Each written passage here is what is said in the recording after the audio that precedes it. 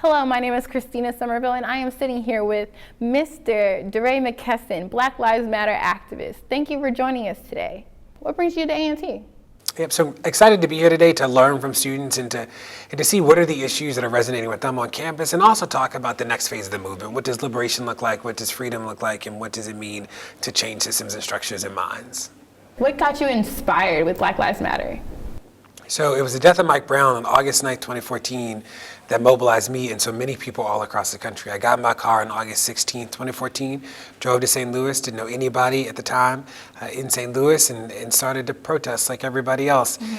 And became just one of many people who was focused on this work and knew that we deserved equity and justice, especially with regard to policing.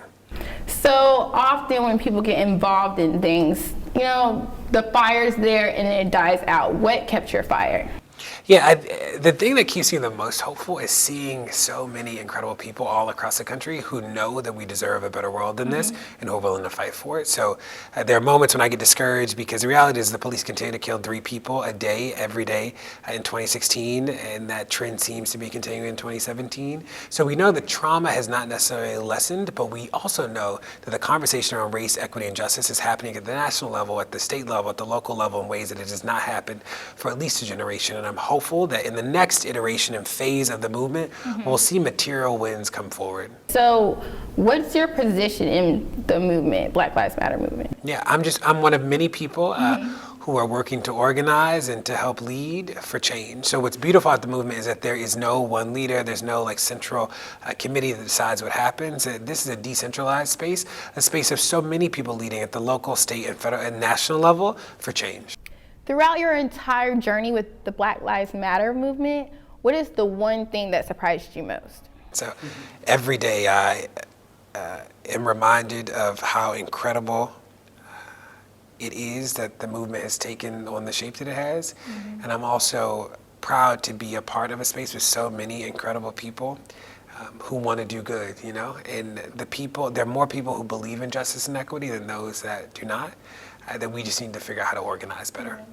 Okay, so how do you react toward the resistance with your involvement? So we know that there have always been people who have pushed back against people leading or doing any work in the civil rights space. And I also know that this work will always be more important than it is popular. So this is not a popularity contest. This is about how do we do the work. Okay, so explain to me what frustrates you when you're trying to provide knowledge about Black Lives Matter to other individuals. What frustrates you when you're doing that process? Yeah, so I don't know if it's just an area of frustration. I think that some of the distraction techniques are the most annoying. So you think about All Lives Matter, Blue Lives Matter, those sort of things are particularly annoying because the response to them is just so simple. I think that also, this is about how do we get material wins. This is not just about changing the conversation. So sometimes it is pushing people to imagine deeper and to imagine more expansively about what the world can look like, and then being really thoughtful about how we get there. Okay, so what are your plans with the Black Lives Matter movement? What do you want it to flourish into, or do you just want to keep it going and just stay active? Yeah, so again, I think the first part of the movement was about awareness. How do we make sure that people understand the issues, believe that the issues are important to mobilize around, and start to imagine a new future? I think now it's a conversation about what are the concrete wins that we can get with regard to systemic change and ending white supremacy at the root level. I'm most fascinated by the work around a critical mass. What does it look like to get as many people involved as want to be? You think about the last Pew study said that 104 million American adults support the movement. And the question that keeps me up at night is how do we organize them all? Right. So, okay, there's a large portion of the Black community that's adopted the European standards, straight hair, all that.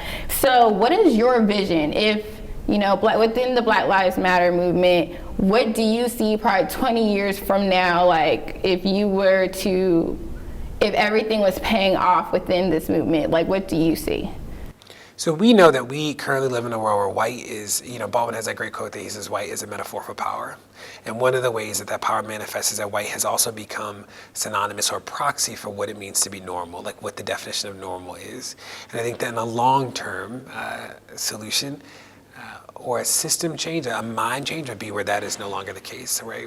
Where normal is so many things and not just white, and I think that will have rippling consequences across all institutions, systems, and structures.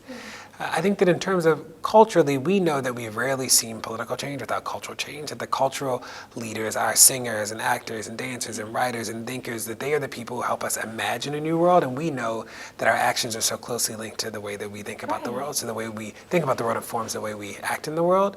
So I'm hopeful that we will see, and I think we've seen it with Beyonce and Kendrick and so many other people, like pushing us to imagine this world differently and think about the complexity and nuances of blackness better. And then third would be institutions that are just not racist anymore. So what does it look like to have an equitable school system? What does it look like to have equitable housing? And the reality is when we think about reparations, is that at its root, it's this idea of acknowledge and repair. And that's the work that we need to do at the structural level, is acknowledge the trauma, that the wealth and splendor of this country, so much of it is rooted in the blood of black people and the blood of Native Americans. So how do we acknowledge that? And what does it mean to repair that at scale? And last but not least, how do people get involved? Where do they go to get more involved and be a part of Black Lives Matter? The beautiful thing of the movement is that the movement means different things depending on where it is, that the context of protest and the context of resistance is important to take into account.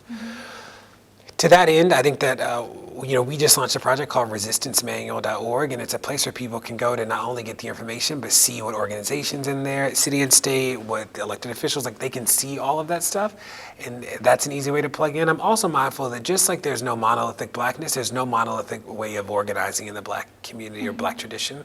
So I'd encourage you, but if you don't see an organization or a group of people doing the work the way you want the work to be done, then you should start that on your own. That we were in the street in St. Louis, there was no guidebook, we didn't have a manual, we didn't get a call from Harriet Tubman, right? We were out there doing the work the way we thought it should happen, and look how far we all have come. Right.